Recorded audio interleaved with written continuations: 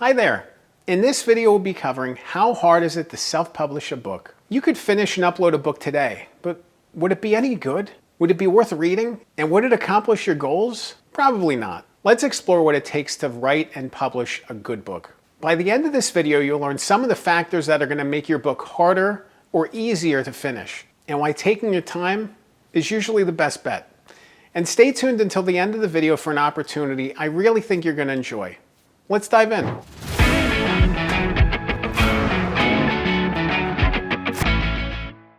Some books are easy to write. Some books are a lot harder. It really depends. It depends on the amount of effort that you need to acquire the information to write the book. If you have it in your head and you're just dumping your brain ideas onto the page, it's relatively easy to write. If you need to go and acquire things and do research and interview people, it's going to take longer. There's a higher degree of skill involved. The harder your book is, the more challenging it is, the more effort it's going to take. So it really depends on the degree of difficulty. You could publish just about anything, and put it into a book form, publish it online. Is it going to have an impact? I see a lot of people doing this with ChatGPT today. They will just generate some AI slop. They will put it into a manuscript form, publish it, and that's it. And they expect things to happen. Things aren't going to happen unless you really do the work and figure out how the reader is going to want to do something, how the reader is going to want to take the next step for you, how the reader is going to want to collaborate and work with you, how the reader is going to want to read your book. You want to spend the time to get it right. A big step in this process is planning. You want to plan your book. You plan a trip, you plan a cruise, you plan a wedding, whatever the case may be, you want to plan your book. What is the point of the book? What's your reason for wanting to write a book? What's the reader going to take away from the book?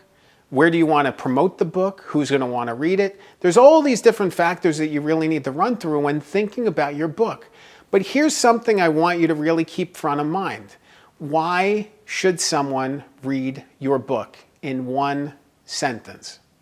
If you can answer that, you're going to be well on your way. Because then you can attract the right people with the right message and share information with them that's going to help them. Help them accomplish a goal, help them achieve something, help them learn something new, help inform their life in some way. Planning also comes through in the book foundation work. And by book foundation work, I mean book hook. What's the reader takeaway and how are they going to carry it forward in their life? The audience, who is this book for? And the outline, how is it structured? If you spend the time on hook, audience, and outline, it's going to make the writing process easier because everything is going to filter through those three things. Everything is going to filter through, is this information useful to the reader? Am I focused on the right reader? And is the information presented in a way that gets that reader excited to want to keep reading till the end? Because that's where the rewards come in. All these things need to fit together. If you can do all those things well, the writing process gets that much simpler, that much easier, because you have that North Star, you have that destination in mind. You know where you're going with this thing. Beyond the writing process is production and publishing. And by production, I mean editing, I mean design work and layout. All of these things need to work together, in synchronicity, in harmony. They need to work together. Sometimes the elements don't even make sense, but they need to fit together. When the editing process really kicks up, that's the gut check time. That's when you can tell. It's the challenge. Is your book good? Is your book passing the test? Is the editor raising big concerns or little concerns? There's always going to be at least little things, but you want to make sure that they're not structural, that they're not deep structural problems.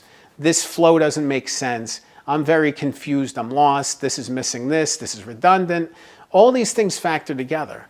So your editing process is all about making this manuscript as strong as possible and letting ego out of the way. Getting rid of ego and approaching this from the perspective of these people are trying to help make me better. I struggle, and I'm telling you, I struggle with the editing process as a writer because I hate my stuff being edited, but editing makes my stuff better. So when I get a draft back and it's full of red edits, it drives me up a wall. It is such a struggle to see that red all over the page. So I want you to breathe. When you work with an editor and you get the feedback, I want you to breathe. I want you not to act.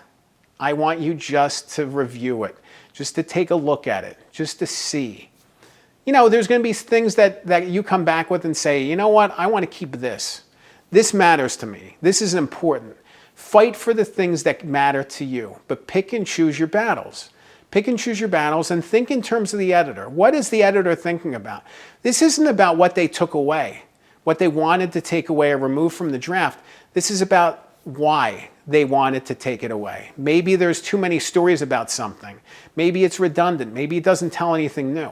Think in terms of the editor. Think in terms of what the editor is trying to accomplish with helping you, and find the balance. You know, it's not about yes or no. It's not about ego. It's not about pride. It's not about anything. It's about what makes it the best book possible.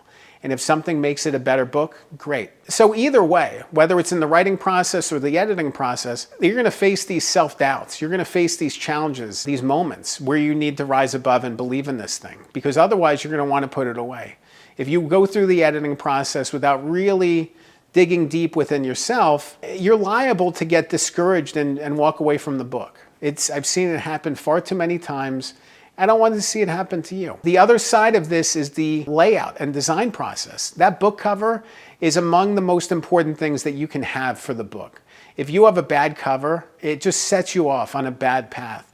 You need to have a great book cover to draw the reader in, and you need to have a book cover and a book title and a book subtitle that get the reader positioned to understand what the book is about, so they want to read it, so they want to pick it up. And you want to have a layout internally that's super engaging, that draws the reader in even further. With self-publishing today, you can crank anything out, you know, even use AI. You can put it online, doesn't have to be good, you can publish it. Is it going to accomplish your goal? You know, if you've cut corners, if you haven't taken the time to get it right, I don't know if it'll accomplish anything. You know, I've seen books that I've worked on sit online with 0 reviews or 1 review or 2 reviews for a year. And you know that the reviews are from relatives, that this is a complete fail. In terms of promoting the book, in terms of establishing credibility, it was a complete fail. I've seen people spend tens of thousands of dollars on marketing support just to get a, you know, kind of overrated bestseller tag, just to say they were.